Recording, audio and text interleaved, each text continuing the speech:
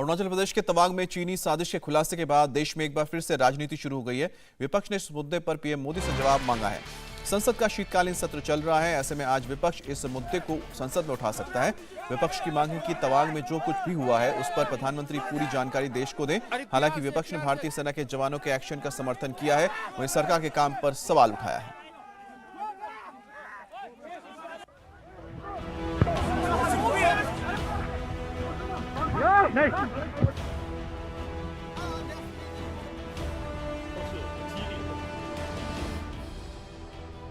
तवांग पर विपक्ष का सियासी वार, सेना के साथ सरकार पर सवाल। तवांग में भारतीय सेना ने चीन को करारा जवाब दिया। कब्जा करने की नीयत से आए ड्रैगन को सैनिकों ने खदेड़ दिया, लेकिन विपक्ष के पेट में दर्द शुरू हो गया है। इस पूरे मुद्दे को विपक्ष सियासी चश्मे से देख रहा है। एआईएमआईएम चीफ असदुद्दीन ओवैसी उद्धव गुट से लेकर कांग्रेस तक सरकार पर सवाल खड़े कर रहे हैं। सरकार पर देश को अंधेरे में रखने का आरोप लगा रहे हैं। संसद का शीतकालीन सत्र चल रहा है। अगर आप अपने बच्चों को पैसे का पाठ नहीं सिखाएंगे तो पैसा कमाने के बाद में हो सकता है वो आपको ही बेच दें। सावधान, फ्रीडम ऐप को डाउनलोड करें, बच्चों को पैसे का पाठ कैसे पढ़ाना है सीखिए। ऐसे में विपक्ष को सदन में हंगामा करने का एक मौका मिल गया है। आज विपक्ष संसद में तवांग का मुद्दा उठाकर सरकार को घेरने की कोशिश करेगा। वहीं चीनी घुसपैठ पर एआईएमआईएम चीफ असदुद्दीन ओवैसी ने सरकार पर बड़ा आरोप लगाया है। ओवैसी ने ट्वीट कर कहा, अरुणाचल प्रदेश से आ रही खबरें चिंताजनक हैं। भारतीय और चीनी सैनिकों के बीच एक बड़ी झड़प हुई है और सरकार ने देश को कई दिनों तक अंधेरे में रखा। जब संसद का सत्र चल रहा था तब इस बारे में सूचना क्यों नहीं दी गई। वहीं शिवसेना उद्धव गुट इस पूरे मामले को चुनाव से जोड़ने में जुट गया है। प्रियंका चतुर्वेदी ने ट्वीट कर मोदी सरकार पर तंज कसा है। प्रियंका चतुर्वेदी ने कहा, चीन की जमीन हड़पने का एक और दिन और भारत सरकार अपने चुनावी एजेंडे में व्यस्त है। वहीं कांग्रेस ने तवांग मुद्दे पर पीएम मोदी से जवाब मांगा है। कांग्रेस अध्यक्ष मल्लिकार्जुन खड़गे ने ट्वीट कर कहा है कि हम राष्ट्रीय सुरक्षा के मुद्दे पर देश के साथ हैं और इसका राजनीतिकरण नहीं करना चाहते, लेकिन मोदी सरकार को अप्रैल 2020 से एलएसी के पास सभी बिंदुओं पर चीनी अतिक्रमण और निर्माण के बारे में ईमानदार होना चाहिए। सरकार को संसद में इस मुद्दे पर चर्चा करके देश को भरोसे में लेने की जरूरत है। सरकार क्या कर रही है? प्रधानमंत्री चीन को लाल आंख कब दिखाएंगे? प्रधानमंत्री चीन की आंख में आंख डालकर बात कब करेंगे? याद करिए, पिछले 2 साल से चीन ने लद्दाख में हमारी सरजमी पर कब्जा कर रखा है। डेप्सांग प्लेन में जो उनका कब्जा है वाई जंक्शन तक, जिससे डीबीओ एयर स्ट्रिप अब चाइना की आर्टिलरी फायर की रेंज में आ गई है, आज तक उन्होंने उससे कब्जा छोड़ा नहीं। आज भी गोगरा हॉट स्प्रिंग्स के अंदर हमारी सरजमी में चीनी दुस्साहस करके कब्जा करे बैठे हैं और देश के प्रधानमंत्री कहते हैं कि कोई आया ही नहीं।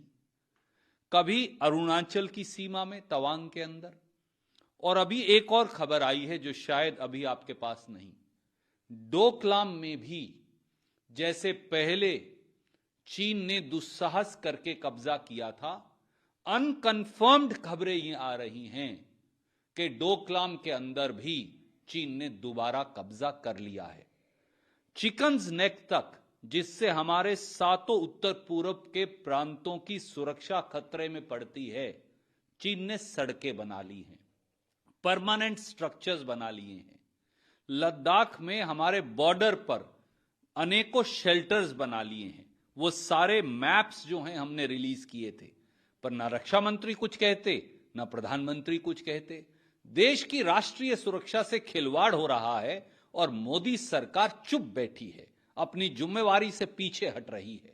हमारी मांग है संसद के अंदर भी और संसद के बाहर भी प्रधानमंत्री खुद लोकसभा और राज्यसभा में सामने आकर चीन ने जिस जिस क्षेत्र में अनाधिकृत कब्जा किया हमारी सरजमी पर, उस पर जवाब दें और बताएं कि 2 साल पहले की यथास्थिति कब तक वो लागू करेंगे। क्योंकि यहां तो ये भी कहा जा रहा है कि अब चीन ने तो मोदी सरकार से बात तक करने से इनकार कर दिया। सुरजेवाला पीएम मोदी से जवाब तो मांग रहे हैं, लेकिन सुरजेवाला ये भूल गए कि भारत ने गलवान से लेकर तवांग तक चीन को करारा जवाब दिया है। यही वजह है कि ड्रैगन की नापाक हरकतों से नाराज भारत उसके साथ बात नहीं कर रहा है।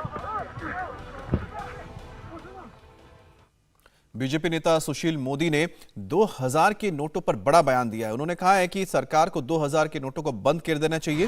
सुशील मोदी ने कहा है कि 2000 के नोटों को लोग जमा कर रहे हैं और इसकी ब्लैक मार्केटिंग हो रही है। उन्होंने कहा कि 2000 के नोटों का इस्तेमाल टेरर फंडिंग, क्राइम, ड्रग्स तस्करी में किया जा रहा है।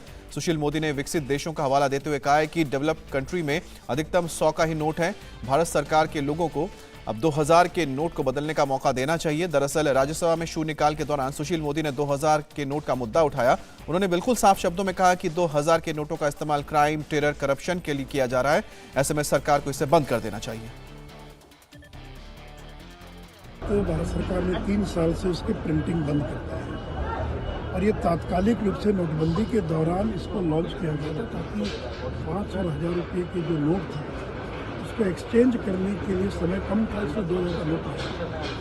और आज ये नोट की होर्डिंग हो गई, इस नोट की ब्लैक मार्केटिंग हो रही, जिसके पास था वो दबा के रख लिया उसने। इसका इस्तेमाल टेरर फंडिंग, क्राइम में, बाकी चीज़ों में इसका इस्तेमाल होता है। अब दुनिया के जितने भी विकसित अर्थव्यवस्था है, अमेरिका, जापान, जर्मनी, चाइना, कहीं भी 500-1000 रुपये का नोट नहीं है, वहाँ अधिकतम 100 रुपये का नोट है। इसलिए भारत सरकार को तत्काल बंद करने के बजाय लोगों को एक मौका देना चाहिए 2 साल 3 साल, जिसमें वो लोग अपने वैध नोट जो है 2000 के इसको बदल सके, एक्सचेंज कर सके। समय देना चाहिए लोगों को और समय देने के उसके दौरान लोग अपने नोट को बदल सकें, उसके बाद इसका प्रचलन बंद कर दें। भागलपुर में जेडीयू विधायक गोपाल मंडल के बेटे आशीष मंडल पर गोली चलाने का आरोप लगा है। मामला भागलपुर के एलआईसी कॉलोनी इलाके का है। जमीन को लेकर यहां विवाद चल रहा था, जिसमें एक गुट ने दूसरे गुट की जमकर पिटाई कर दी। इस दौरान करीब 8 से 10 राउंड फायरिंग भी की गई, जिसमें रवि नाम का एक युवक सिर में गोली लगने से घायल हुआ है। पीड़ित लाल बहादुर सिंह का कहना है कि वो अपने जमीन पर कुछ काम करने गए थे। इसी दौरान जेडीयू विधायक गोपाल मंडल का बेटा आशीष मंडल अपने दोस्तों के साथ वहां पहुंचता है। इसके बाद दोनों पक्षों में मारपीट होती है और फिर फायरिंग। पीड़ित पक्ष ने आरोप लगाया है कि जमीन पर जबरन कब्जा करने को लेकर घटना को अंजाम दिया गया। वहीं गोपाल मंडल ने कहा है कि उनका और उनके बेटे का इस मामले से कोई लेना देना नहीं है। दिलीप नाम का था, टिंकू था, सब करवा रहा है गोपाल मंडल। कौन है गोपाल मंडल? गोपाल मंडल विधायक है, गोपाल मंडल वही है डायरेक्टर इसका। जमीन हथियाना चाह रहे थे? हाँ, मेरा जमीन हथियाना चाह रहा है। मामला दर्ज करवाएंगे? एकदम करवाएंगे, तो एकदम कराएंगे। कई आदमी घायल हैं? हम लोग अभी 3 आदमी बहुत जबरदस्त घायल, 4 आदमी, एक सरद है, रवि। हम लोगों से तो कोई लड़ाई नहीं है। अगर आप अपने बच्चों को पैसे का पार्ट नहीं सिखाएंगे तो पैसा कमाने के बाद में हो सकता है वो आपको ही बेच दें। सावधान, फ्रीडम ऐप को डाउनलोड करें। बच्चों को पैसे का पार्ट कैसे पढ़ाना है सीखिए। कोई झंझट नहीं। अब सीधा आरोप लगा दे मेरे बेटे पर या गोपाल मंडल के इशारे पर हुआ तो लगाने इसको कोई रोक नहीं सकता। अपना मुँह है बोलते रहे। और तू उतना सुबह का है 5-6 बजे आके दीवार गिरा दिया, 50-60 आदमी के साथ गोली चली है। गोली उन लोगों ने चलाया है, उन लोगों ने गोली, जिसको गोली लगा है शायद माथे में लगा है, कहाँ लगा है, तो गोली वो आदमी कौन है उसका पहले जांच पड़ताल करे पुलिस वाला, वो आदमी कहाँ से आया। वहीं पुलिस का कहना है कि ये जमीन विवाद से जुड़ा मामला है और पहले से चल रहा है। मारपीट की जो घटना हुई है ये उसी जमीन विवाद को लेकर हुई है। बिग डैडी रेस्टोरेंट है और वो जिस प्लॉट पे बना हुआ है वहाँ पर पुलिस को सूचना मिली कि वहाँ पे कुछ मारपीट हो रही है। पुलिस की टीम तत्काल वहाँ पहुँची।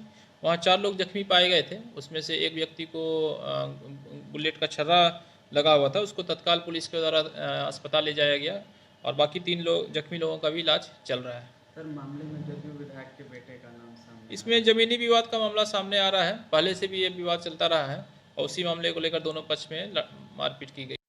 इंडिया टीवी हर वक्त हर जगह डाउनलोड करने के लिए सर्च करें India TV news Google play store या ऐप स्टोर पर।